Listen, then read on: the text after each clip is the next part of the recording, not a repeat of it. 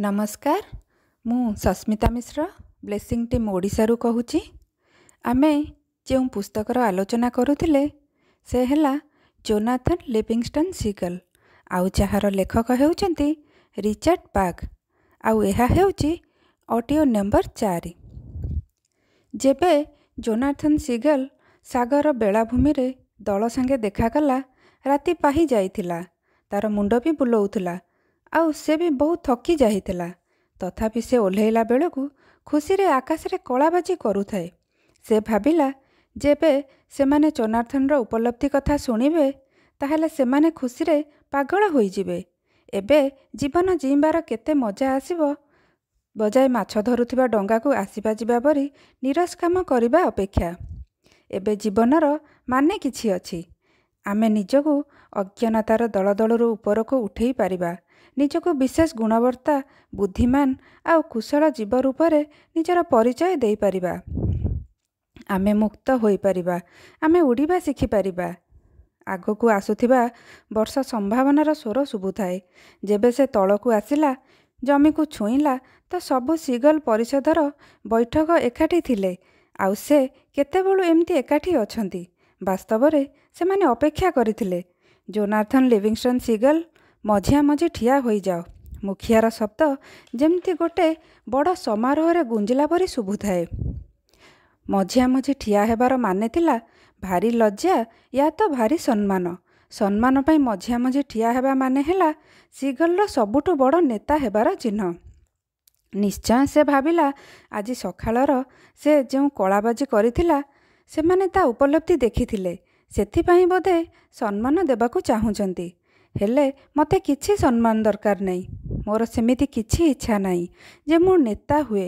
मु तो खाली सेया बांटिबाकू चाहुची जा मु पाइची। एहा भाबिकी से आगकू बढ़िला। जोनाथन लिविंगस्टन सीगल मुखिया कहिला निजर साथी सीगल मानक सामनारे आखि तलकू आउ मुह तलकू करी ठिया होई जाओ। एमिति लागिला जे किए ताको बड़ बाड़ी रे मारिला। तार आंठूर ताकत जेमती पळेइला। डेणा लटकी गला। कान पाखरे जेमती पवन बाहरी जाउची। लज्जा पाई मझिया मझी ठिया हेबा असंभव। से सब उपलब्धि से माने बुझी पारु नाहंती। ए सब भूल भूल ए सब।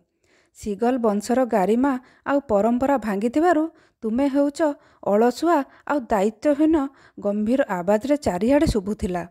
लज्जार सहित मझिया मझी ठिया हेबा माने हेला कि ताकू सामुद्रिक पक्षीक समाजरू बाहर करा देई जिवो। दूर रे अवस्थित केउ एक स्थान रे एकेला जीवन बितेइबाकू छाड़ी दिया जिवो। सेई दिन जोनाथन लिविंगस्टन सीगल तुमे जानिबो कि दायित्वहीनतार किछि भी फायदा नहीं।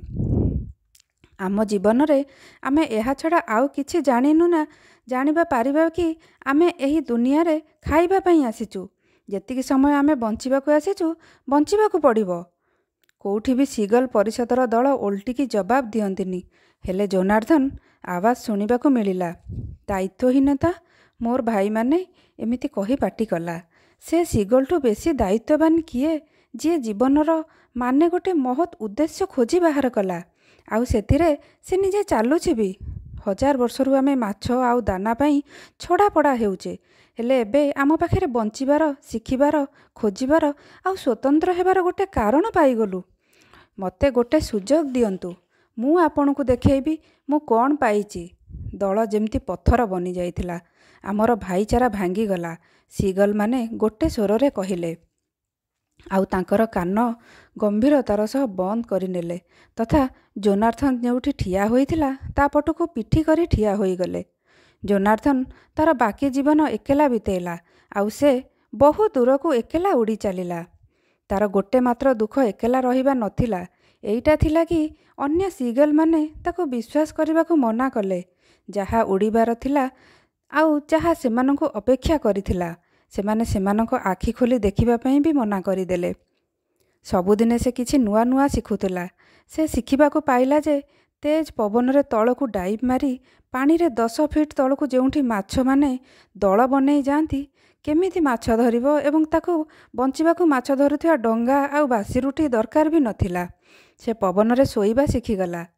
राति रे ପବନରେ ଦିଶା ବଦଳେଇ ବଦଳେଇ ଉଡ଼ିବା, ସୂର୍ଯ୍ୟାସ୍ତରୁ ସୂର୍ଯ୍ୟୋଦୟ ପର୍ଯ୍ୟନ୍ତ ମଝିରେ 100 ମିଲର ଦୂରତା ପାର କରି ଏହା ଭିତରେ ଭାରି ସମୁଦ୍ରର କଳାକୁ ଚିରିକି ତା ଉପରେ ଚମକୁଥିବା ସଫା ଆକାଶରେ ଉଡ଼ି ଚାଲିଥିଲା। ଯେତେବେଳେ ବାକି ସିଗଲ୍ ବର୍ଷା କି ପବନ ଆସିଲେ କିଛି ଜାଣିପାରନ୍ତିନି ଆଉ ସେଇଠି ଠିଆ ହୁଅନ୍ତି, ସେ ତେଜ ପବନରେ ଉଡ଼ିକି କେମିତି କୂଳକୁ ଆସି ଛୋଟ ଛୋଟ ପୋକ ଖାଇବା ସେଇଟା ବି ଶିଖିଗଲା।